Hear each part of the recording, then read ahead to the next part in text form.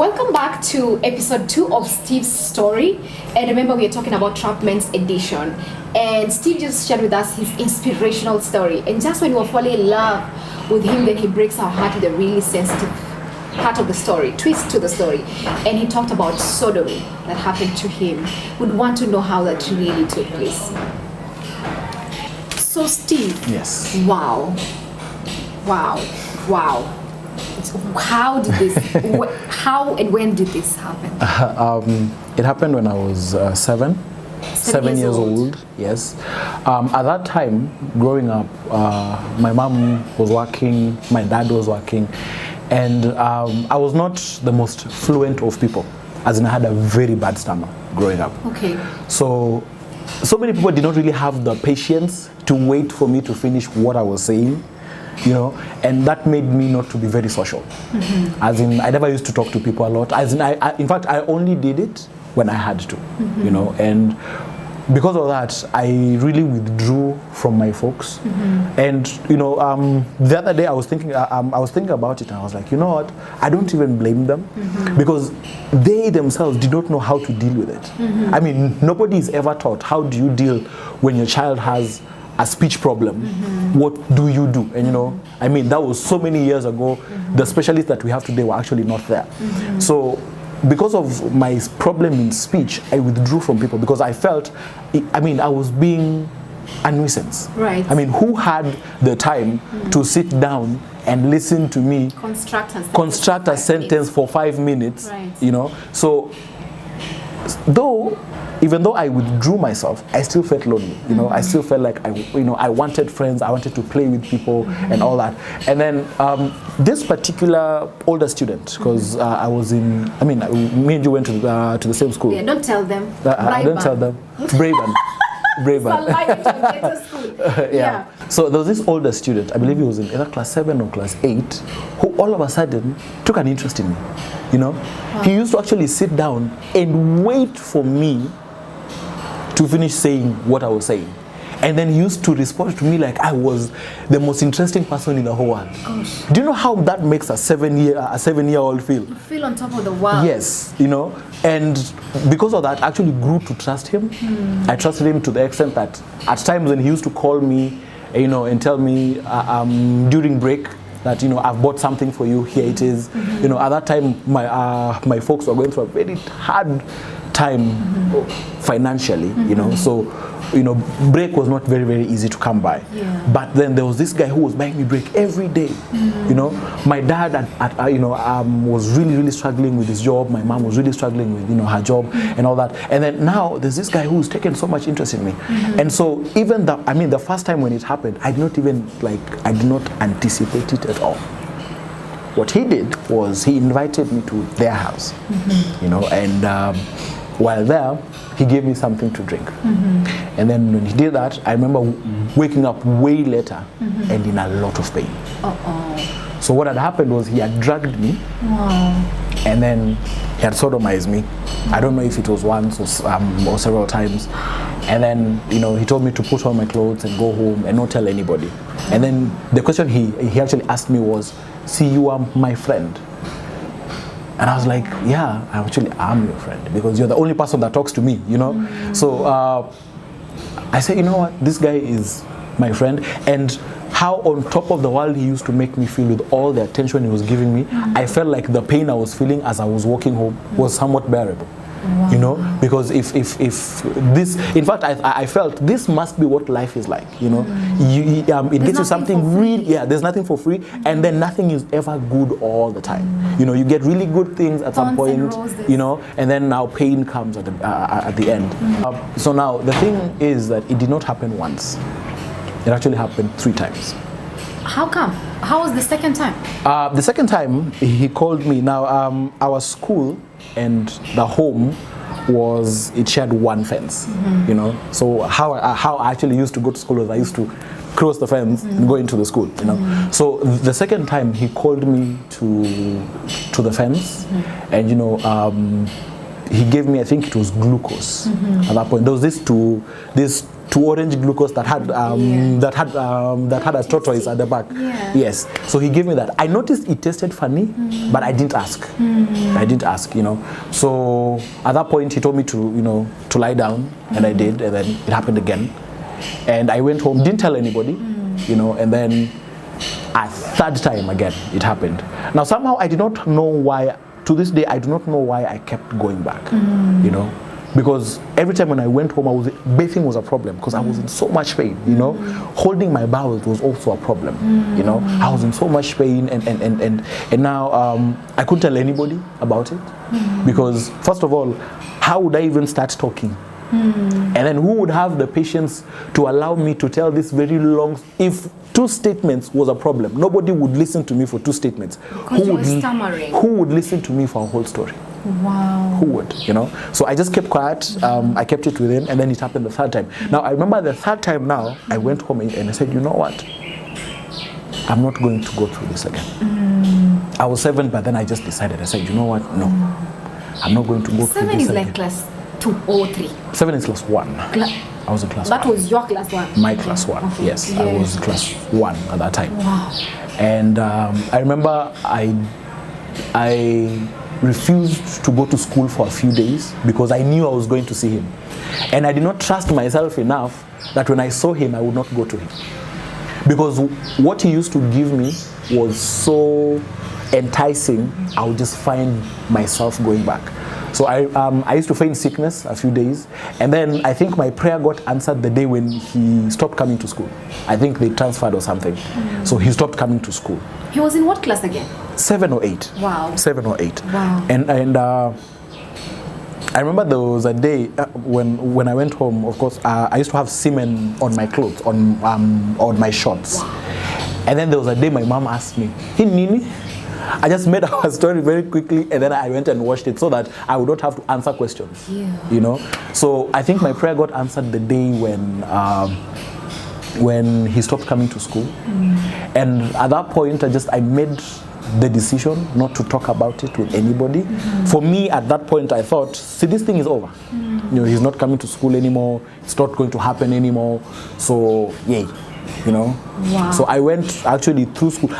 In fact, I made myself forget. I know that happened to me. That happened to me too when I went through rape. Yeah. I forgot that part until I became an adult. Yeah. You I totally think forget. It's in your subconscious. Yeah. Wow. But you just make yourself forget, and at that point is when I became introverted a lot because I didn't want to talk to people. My fear was that somebody would notice I was not okay, and then they would start asking questions, you know, and I did not trust myself to keep the secret to myself.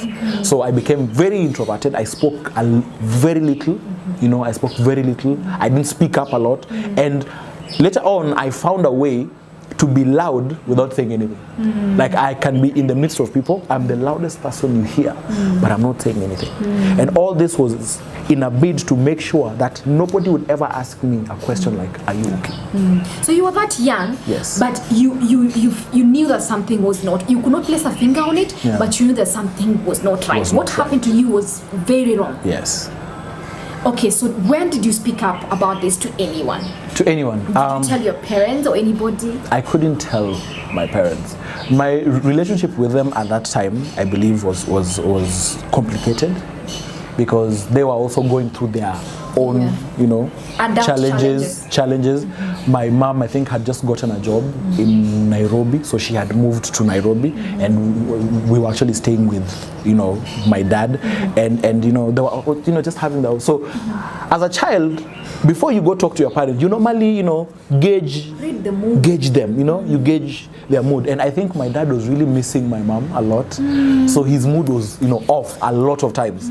So I think at some point I just gave up and said, you know what, I'm not going to talk to anybody about this ever. And that was the point I actually made myself forget. And the only reason why I brought it up, I remember I brought it up in the year 2010. Wow. When I was 19. Wow. Yes. For 12 years, I kept it a secret. So who did you open up to? My wife. Yes. There was just a day we were talking. We used to walk a lot when we started dating. Yeah. We never used to be like in the house. Yeah. We used to walk. Like I would go pick her at 2. We go walking till 6, and then I bring her back. So in the process, we just used to talk, and somehow, you know, prior to that, I had not been very trusting. I actually literally did not trust anyone. You had trust issues. I had trust issues because I was like, if that guy did that to me, I mean, who's to say this person won't do it to me also, you know? So I had a very hard time trusting her. But somehow when I met her, it's like my heart clicked, you know? It's like, you know what, you can trust this one. You can actually trust her. So I remember I brought it up one day. And for me, it was somewhat of a test. You know, like, you know, I have come with like a lot of issues. Can you handle them? I have my own baggage. You know, can you actually handle them? So I told her, thinking it would either mean one of two things. Number one, she would say, you know what, dude, you're too much. I don't think this can go on. Or she would like, you know what, you may have gone through this, but I don't know, maybe I can find a way to help you, you know, overcome it. Because when I was 19, it was in the process of, you know, reading like stuff is when I got to learn that such stuff, when it happens to you when you're a child, they can actually come back to affect you in future. They actually resurface, and if you're not careful, they can actually dictate what you do for your entire life. You keep hurting people, pushing people away, you know, you are never committed, and all of this is like, it's an indication of the heart you have inside, you know, so you really need to speak out. But by then, who could I speak out to? That's right. So after you told your wife, what was her response? Her first response is she was very angry. Not at me, at that guy.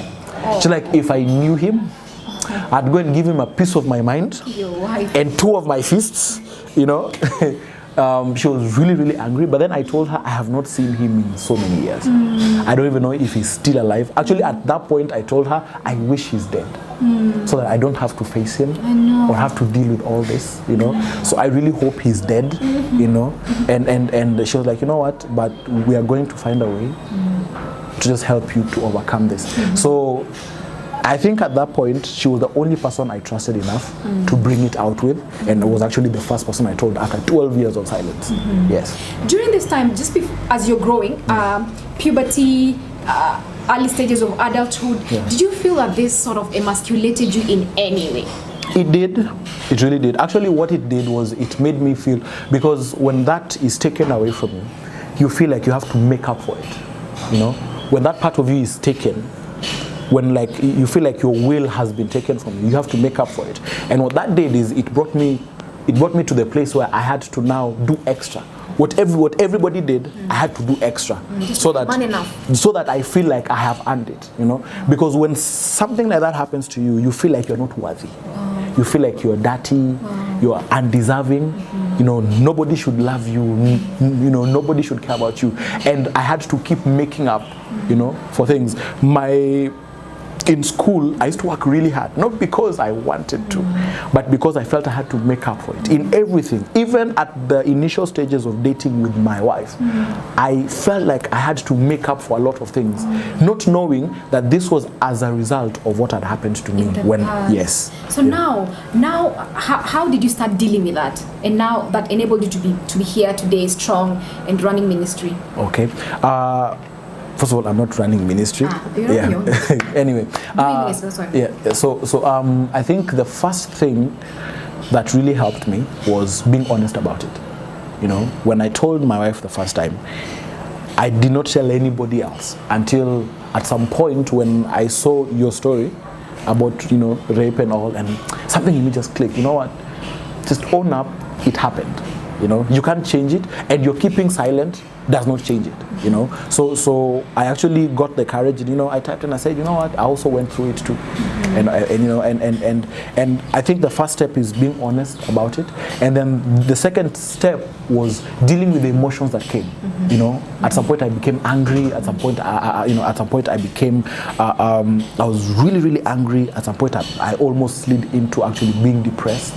You know, I felt unworthy. I felt like, you know, I could not measure up. How would anybody want anything, you know, charred and thrown away like me? You know, so I had to deal with all of these emotions. And also another thing that really, really helped me was the support I got from my wife.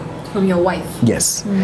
Mercy has really helped me. You know, on the days when you know I feel it coming up, and you know I'm feeling blue and all that, she would actually call me, hold my hand, and she would pray.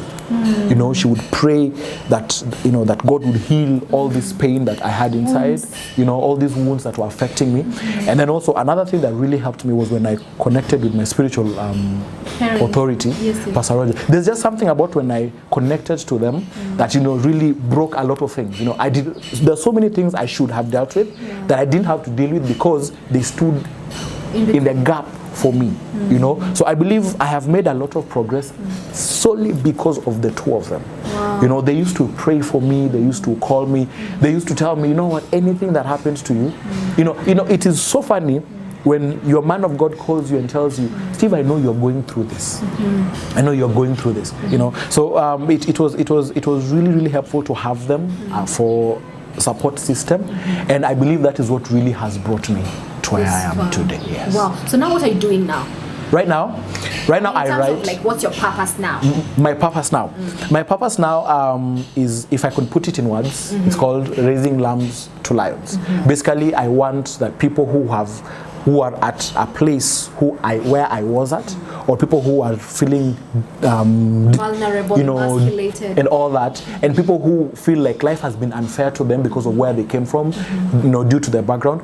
I want to help them come to a place where they can, you know, in spite of all that, they can make something with themselves. Wow. You know, so I do that. I write. You know, I write. I have a very very active Facebook. You know, I'm also a teacher. You know, like I said, and currently I'm writing a book. Oh. I'm writing a book, and in that book, I just want to put everything that I have gone through and everything that I have learned, so that other people can also share with it and know that it does not matter what you went through. You can actually come out at the other end better. Wow. Yes. Awesome. Eish. You're so deep, you know. There you have it, guys. Thank you very much. This is Dichol Uncensored. See you on the next episode.